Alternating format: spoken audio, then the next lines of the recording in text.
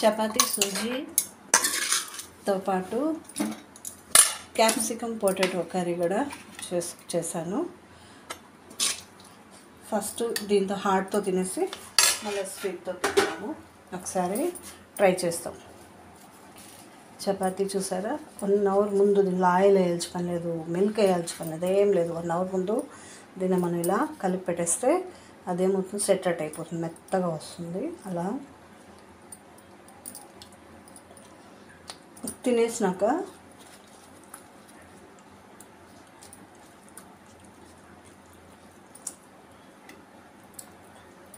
సూజీతో curry అంతా తినేసినాక లాస్ట్లో తింటే చాలా బాగుంటుంది. మీరు కూడా ఒకసారి ట్రై చేయండి.